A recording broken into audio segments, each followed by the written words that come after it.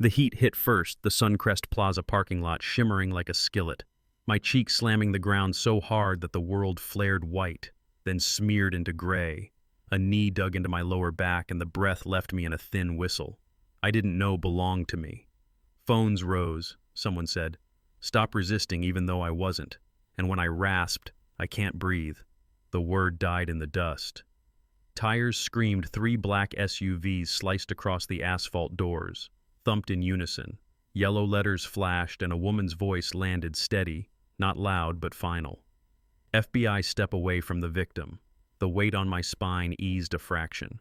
A man in a charcoal suit cut through the heat, knelt beside me, tapped my shoulder once. Are you hurt, son?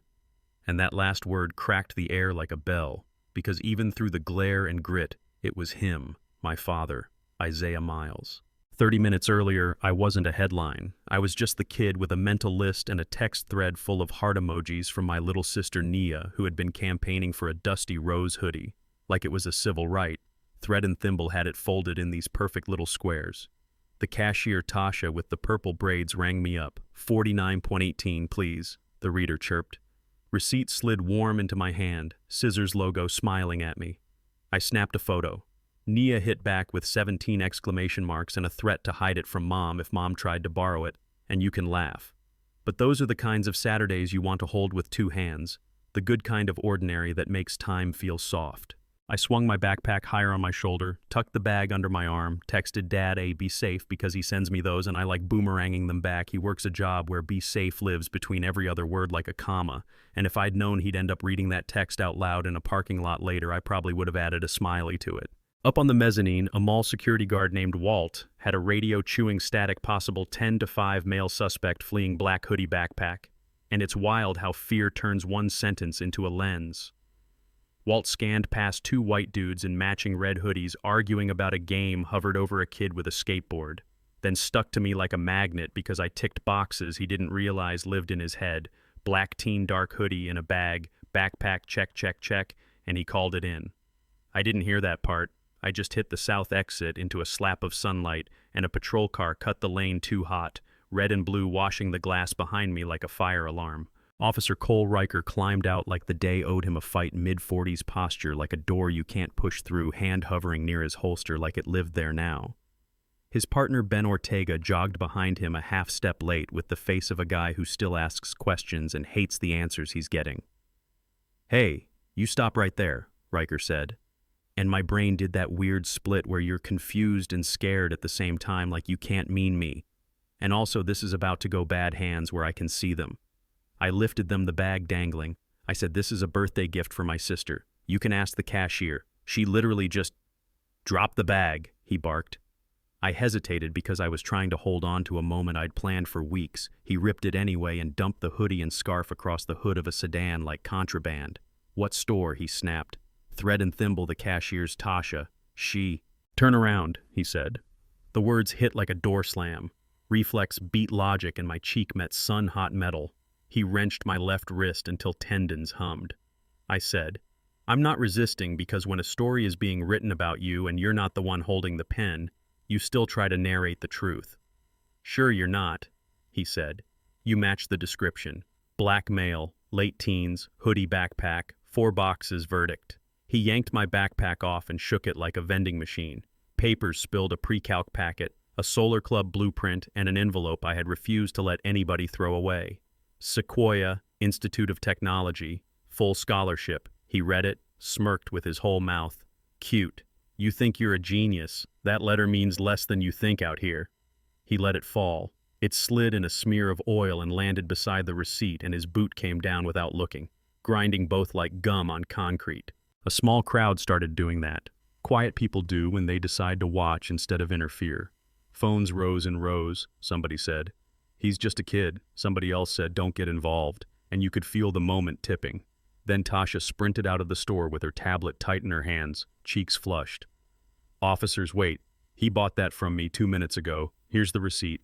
Debit approved last 4. 5531, call my manager, and she held the proof up like sunlight, like facts are a spell that can make people see. Step back, ma'am, Riker said. No, she said. He paid. I saw it. Step back, he said, again his hand sliding toward his belt. She froze, because most of us freeze when power tells us to. Ortega looked at her, then at me, then at Riker. You hear her? Cole, maybe we... I've got this. Ortega, get his ID, he snapped. And Ortega didn't move, just stood there with a pause that felt like hope trying to breathe through a straw. Riker dragged my arms behind me. The cuff bit my chest, hit the hood. Heat bled through my shirt. I said, "Officer, please, I can prove..." "Quiet," he muttered. "You fit." And those two words landed like a test. I couldn't pass, even if I showed my work.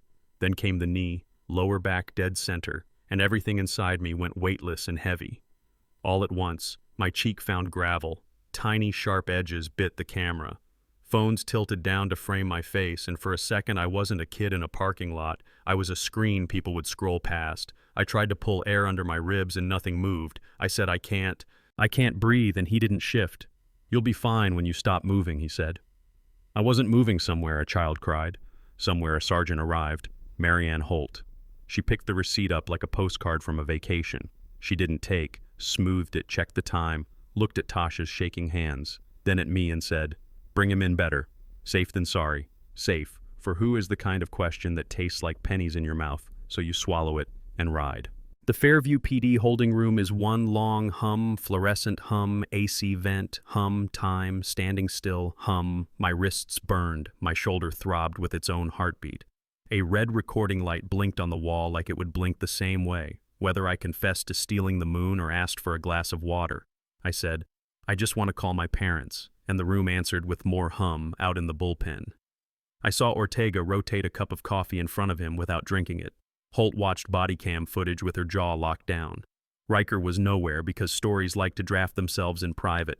Then the first crack in the wall slid in on a tablet mall footage, the real thief white guy. Red hoodie stuffing cameras into a backpack and sprinting out a different exit, 15 minutes before I even reached the door with a bag and a receipt. Ortega carried that clip down the hall with his face like a man who realized the house he's standing in has been burning low and steady this whole time. He set it down in front of Holt. They watched, and nobody said, "I told you so." The front doors thumped open hard enough to shake the wall clock. 10 pairs of boots moved in rhythm without rushing it. Windbreakers marked with big yellow letters. Agent Lila Chen lifted her badge and the room lost 5 degrees. "Fairview PD is now under federal observation," she said. Where is Jordan Miles? Hearing my name in that tone made something inside me loosen without permission.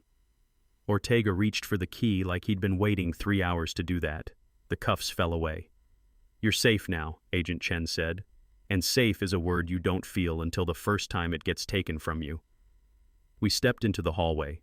Keyboards went quiet, mid-tap.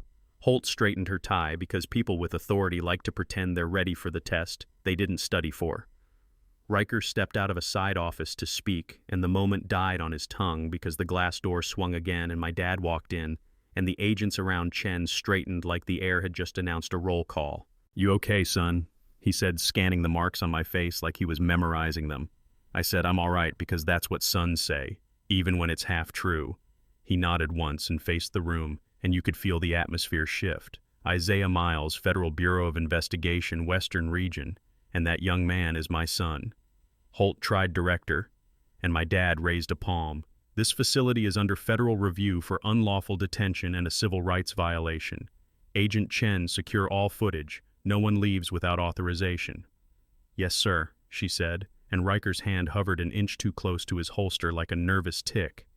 "You will remove your hand from your weapon." "Officer," my dad said without raising his voice now, and Riker did suddenly 12 years old at a principal's desk. They put us in a conference room that smelled like burned coffee and paper dust. Agent Chen mirrored video to a screen my dad tapped through a sequence like a neat cut through a knot. Electronics store thief in a red hoodie. Walt on the mezzanine ticking boxes until he landed on me. The parking lot, the bag, the receipt, the envelope, the knee. Every pause was a question, "Mr. Denby. At what point did you confirm the suspect's identity?" He swallowed. "I didn't confirm. I thought black male, late teens, hoodie, backpack." My dad nodded. "Not kind, not cruel intent.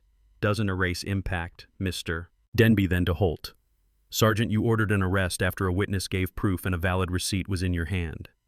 She stared at her fingers. "I was trying to protect the department from accountability," he said.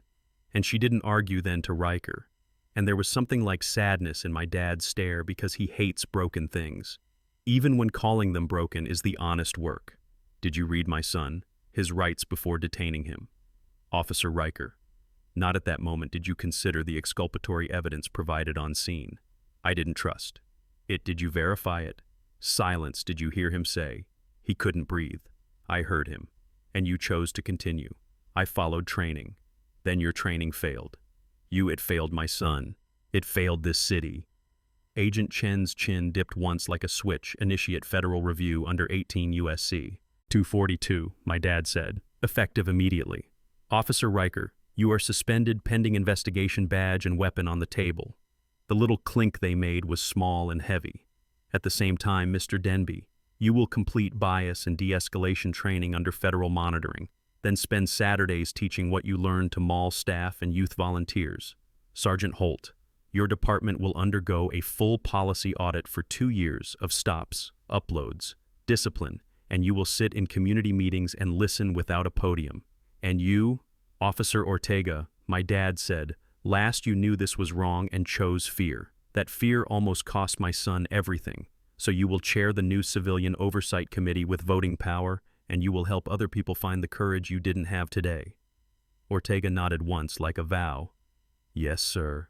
Heroes are the people who keep telling the truth when the room stops clapping, Ms. Ruth Delgado said later, walking stick across her knees and eyes like a compass you can't lie to. And my dad gave her a half smile that said he knew exactly what she meant. Tasha sat at the edge of her chair with her tablet like a shield, hands still shaking a little because standing in front of a badge has a way of living in your bones for a while. And she said quietly to me, your sister's going to look good in that hoodie. Tell her happy birthday from the girl who almost got fired for minding her business the right way. And we both laughed after a beat because sometimes you have to let joy walk into the room even when the ceiling is still settling.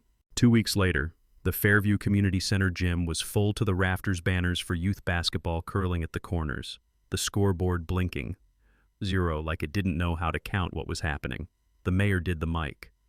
Tap, that always squeals, once gave my dad the podium, and he did not sound like a man who likes microphones. He sounded like a carpenter laying out boards. Change is a practice, not a press release. 4 things you can measure: quarterly, implicit bias and de-escalation training for law enforcement and security, with federal monitors, a civilian oversight board with disciplinary authority, not a suggestion box. And yes, Officer Ben Ortega will chair it with 3 community seats, one of them reserved for a youth rep mandatory body cams, with a 72-hour public release policy upon request, and a new joint program with the Bureau to train on conflict resolution, constitutional rights, and what it actually means to protect. He didn't sell it, he built it. And when he looked at me, I knew it was my turn to be a little taller than I felt. I said 20 words. I was just shopping. They saw a threat. Don't let that be your kid's story. And you could hear the silence. Take a breath, then let it out together. People clapped. Some stood, some cried.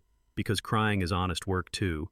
And somewhere in the back, a pair of cameras caught it, and the clip went places I will never stand in person. You know what I mean. 3 months later, the river along Sequoia's campus carried thin sheets of ice that looked like glass. You shouldn't trust. My dorm smelled like printer ink and noodles. The dusty rose hoodie hung on a peg by my door. I still couldn't wear it. I still couldn't throw it away. I scrolled updates from home, and the city felt like it was doing push-ups. Ortega running oversight meetings with Ruth in the front row, asking the question nobody wants and everybody needs.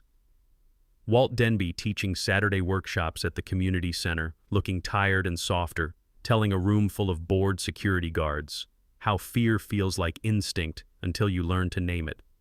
Sergeant Holt standing in front of a class of recruits, explaining how protecting a department without protecting the people isn't protection at all, and a clip of Cole Riker in a wrinkled shirt at a conference saying he used to think danger had a face, and it turns out it had his fear stamped on it. I didn't know what to do with that. Forgiveness isn't a switch, it's a road you walk with sore feet and you stop when you're tired and start again, when you can. Yeah, that happened. My dad texted at midnight because dads do that, you eating anything besides vending machine sugar. I sent him a photo of noodles that looked like regret. He sent a thumbs up. Anyway, we don't talk about that day every day. But when a siren echoes across the Charles, I still check my reflection in the glass to make sure my hood isn't up.